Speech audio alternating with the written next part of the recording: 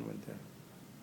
Hi, my name is Martin Green, and this lecture is entitled From Fins to Fantasy, How Cars Transformed Life in America After World War II into the Envy of the World.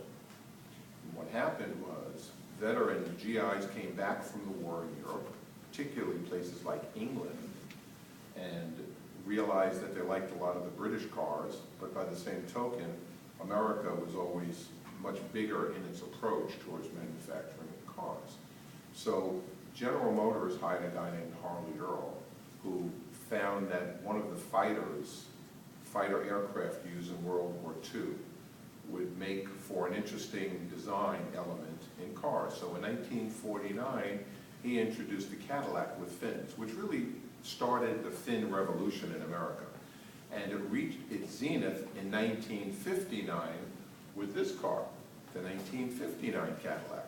So Cadillac started it, and Cadillac sort of ended it, although fins proceeded throughout the balance of the 1950s and even into the 1960s as they got smaller, and eventually they sort of disappeared in the mid-60s, if you will.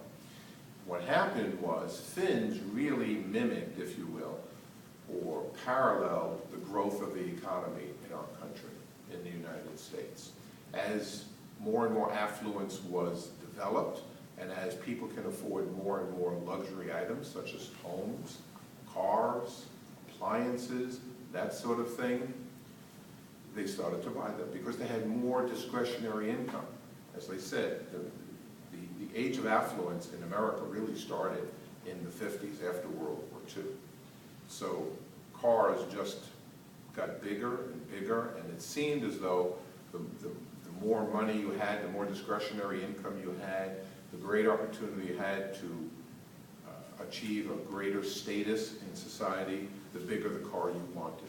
However, we had on the other side of the equation these veterans who kind of liked small sports cars, and they started to buy those types of cars because they saw them in Europe. So now you had sort of a dichotomy going on. However, people still like big cars.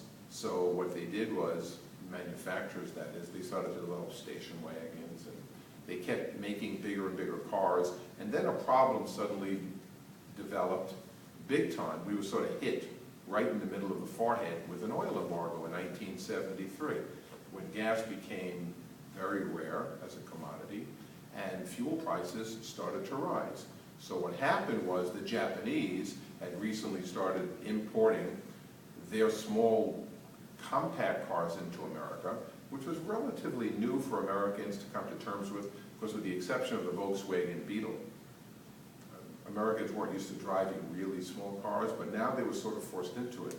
So the American manufacturers started producing smaller cars, primarily to compete with the Japanese. But that's when the Japanese really gained a big, big part of the market share.